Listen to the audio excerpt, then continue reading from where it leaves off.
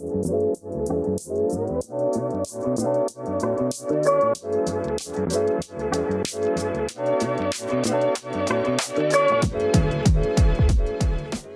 may notice that I love skiing history. Ever since I was young, I've been fascinated by the stories of the ski areas that have been lost to time. It's probably not also a surprise that I'm interested in other history, specifically on the many mining operations that once dotted the province of British Columbia. While this journey through the lost resorts has taken me all across North America, I decided that just for this week, I'm going to do this episode a little differently. I will indeed focus on the small ski hill that once served this remote community, but I also want to tell the story of the mining company and, of course, the town. So, with all that said, I hope you enjoy this video.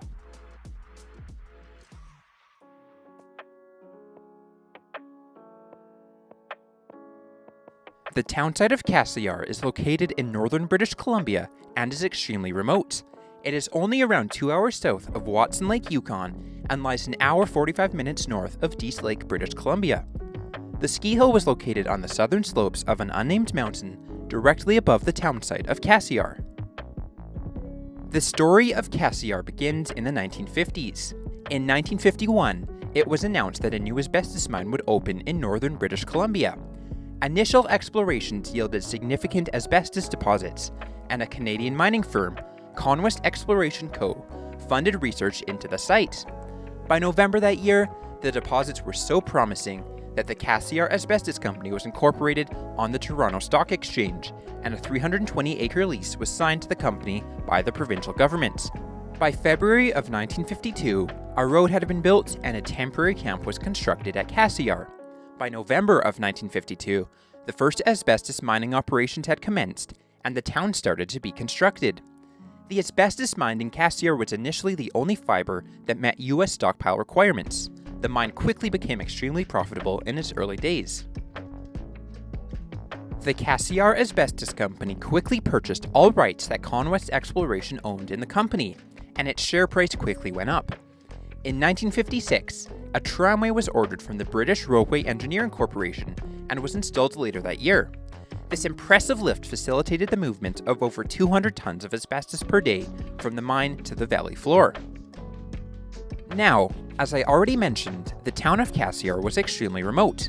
At its peak, the town housed around 1,200 people, all of whom directly or indirectly worked for the asbestos mine. Thus, the town boasted many amenities which were all owned by the Cassiar Community Club. These amenities included a cinema, hockey arena, swimming pool, curling rink, a cafe, and a ski hill. The ski hill was first built in 1965 when the first ropetow was ordered and installed. The land that the ski hill sat on was leased to the Cassiar Asbestos Company, though the top of the mountain was provincial crown land. Officially called McDame Mountain Ski Club, the operation was fully owned by the Cassiar Community Club, and for the first half of its life was 100% volunteer run. There was a small base lodge, though it also served as an arts and crafts center for the community. While the Cassiar Asbestos Company replaced the old tramway system in 1976, the ski hill got a new lift in 1978 when they replaced both ropetows with a modern Doppelmayr Platter lift. This Platter ascended 150 feet higher than the ropetows did and opened up 55 new vertical feet of skiing. While the club considered expanding further up the mountain, they ultimately did not. This was due to the land belonging to the provincial government, as well as avalanche dangers the ski hill would have to mitigate. Throughout the life of the ski hill, it served the local residents of Cassiar, as well as the surrounding communities. The ski team from Mount Macon would often compete with Cassiar, and Cassiar would often go up to Mount Macon. Throughout the 1970s and 1980s, the Cassiar asbestos mine and the town went through multiple strikes, accidents, and several prolonged closures. However, with the worldwide demand for asbestos receding and the mine's supply of asbestos diminishing, it had become clear that the mine was not sustainable long-term. In 1990, the British Columbian government loaned $25 million to the Cassiar Asbestos Company to develop a new underground mine. The mine opened in late 1991, heavily financed by debt. 1 year later, the company found itself unable to make loan payments on its staggering $57 million debt. The new government, which was elected in 1991, refused to lend any more money to the company, which immediately ceased operations and laid off virtually everyone. Shortly after this point, the company and all its assets were placed in foreclosure.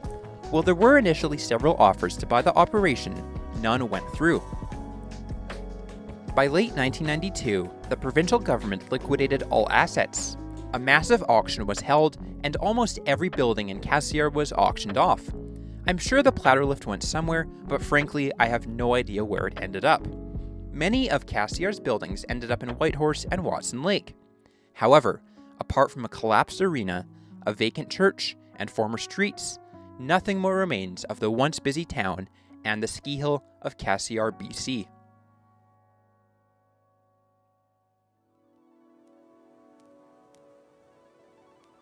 While on the surface, Cassiar Ski Hill may not look that impressive when compared to other mining operation ski hills at Stewart or Clinton, Cassiar Ski Hill was actually quite impressive. The preceding rope tows and then the Platter serviced a single ski run. It's quite overgrown now, and it's difficult to make out exactly where the trails once stood. The Platter lift was around 500 meters long and had an elevation gain of 126 meters. There were approximately 6 to 7 towers. The middle section near the top actually got quite steep, though the lower section looks more mellow. Historical photos show one main run that the Platter served.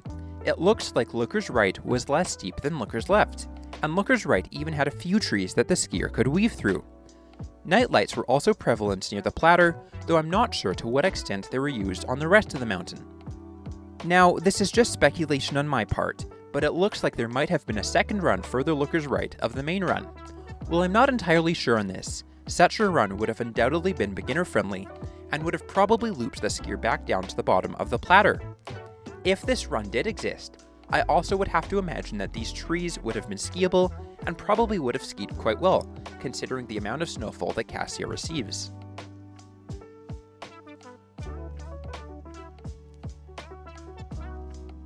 Look, I know this is an unusual video for me to make. However, I've always been fascinated with Cassiar. The fact that a town of over 1,200 people completely disappeared within the span of mere months is very interesting to me. And of course, the history of the ski hill at Cassiar had always fascinated me. If you're still around at this point in the video, thank you so much for watching. I'll be back next week with a more traditional Lost Resorts episode. If you like this video, please subscribe and I'll see you next time.